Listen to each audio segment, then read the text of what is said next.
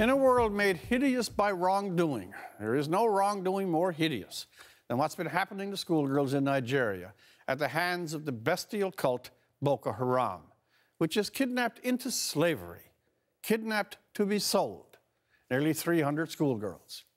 In the early days of the Afghanistan war, there was very much made that the West's intervention sprung, in part, from the brutality of how the Taliban treated Afghanistan women and girls. It was a page from a horror story, oppressing them, beatings, stonings for rape, sealing them up in their homes, banning girls from school, pouring acid in the faces of young girls who dared to go to school.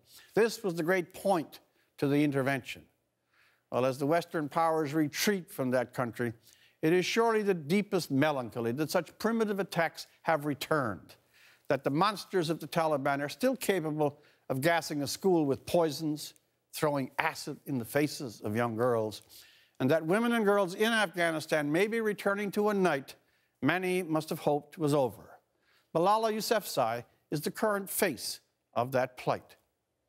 The Taliban are vile and cruel, and then there is Boko Haram, which takes pure animal viciousness to a whole new level. Boko Haram has perpetrated acts of monumental repulsiveness.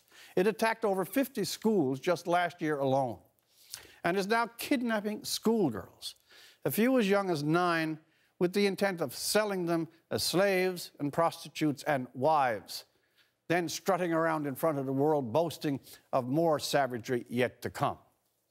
We know slavery still goes on, but Boko Haram has pushed that fact violently out front. We know how women and girls are devalued and degraded in hundreds of places, but Boko Haram in Nigeria pushed just how degraded and disvalued nearly 300 particular young girls are feeling this very minute. Hauled from schoolhouses in the dark, the story gets more angry at every telling. Every now and then, even in a world that has made too many accommodations with evil, shaken its hand and even given it lodging, every now and then something particular, some one event, odious in nature, barbarous indeed, calls for real response. Maybe it's that slavery and kidnapping of young girls is one horror too many.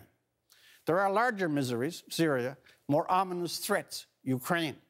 But this pernicious outrage in Nigeria has its own wicked energy and can't simply be walked by. Maybe something so blindingly wrong as the slavery of girls must have a response, if the world, or even bits of it, wants ever to claim a conscience again. For The National, I'm Rex Murphy.